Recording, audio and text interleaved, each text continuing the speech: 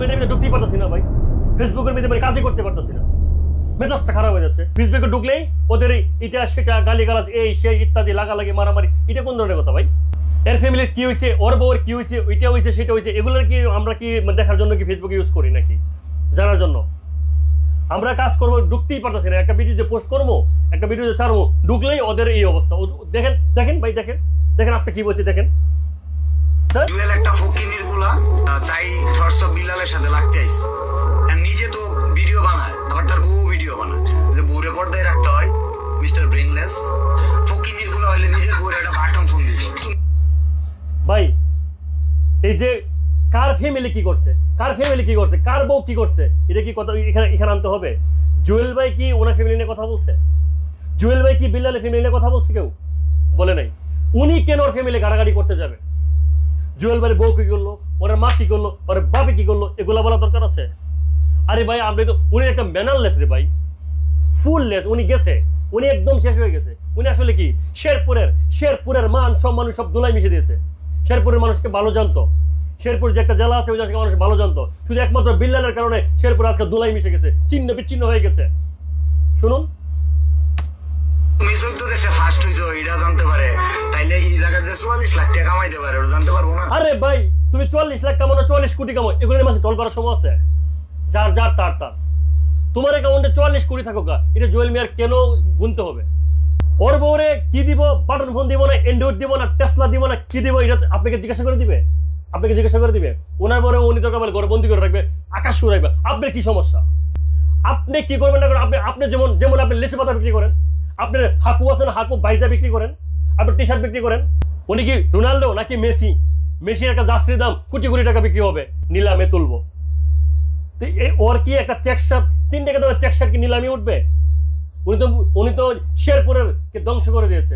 শুনুন, আরো শুনুন, আরো শুনুন, আমি দেখাচ্ছি। Learn from this fucking society. ভাই কি বলছে? সোসাইটির গালি দিছে, যে সোসাইটির কারণে আজকে তুই অস্ত্র বিল্লাল হইছস। কি গালিটা দিছে আমি গালিটা ইউজ করতে চাই না। যে সোসাইটি ওনাকে এগিয়ে নিয়ে গেছে, আজকে সবাইকে সে ওর মুখটা যা আসতেছে তাই বলতেছে। দেখেন সম্পূর্ণ শুনুন। এই গালিগুলো কি থরস বিলাল বানাইছে?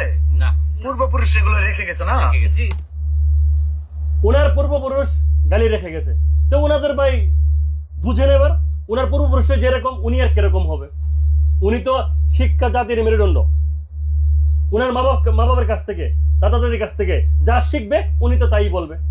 ওনার পূর্বপুরুষ যা শিখাইছে উনি তাই বলবে। ওনার পূর্বপুরুষ মনে হয় মানুষকে নিয়ে গাড়াগাড়ি করতো, আলোচনা সমালোচনা করতো। আমার মনে হয় না যে আসলে ওনার পূর্বপুরুষ কেমন ছিল, ওনার যে জাত বেদ কেমন ছিল আমি এগুলো বলতে চাচ্ছি না, কারণ ওনাকে আমি মন থেকে একসময় ভালোবাসতাম, বাসিও।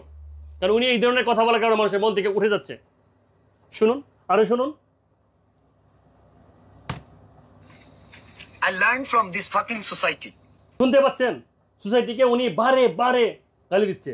সোসাইটির কারণে আজকে বিল্লাল, সোসাইটি ওনাকে এগিয়ে নিয়ে গেছে। এই সোসাইটি ওনাকে থরস বিল্লাল বানিয়েছে। এই সোসাইটির কারণেই আজকে ওনার এই অবস্থান। কিন্তু একটা কথা মনে রাখেন, সোসাইটি আবার ওনাকে ধ্বংস করে দিবে, ডাউন করে দিবে। ঠিক আছে, আপনারা সবাই ভিডিওটা শুনে রাখুন, দেখুন।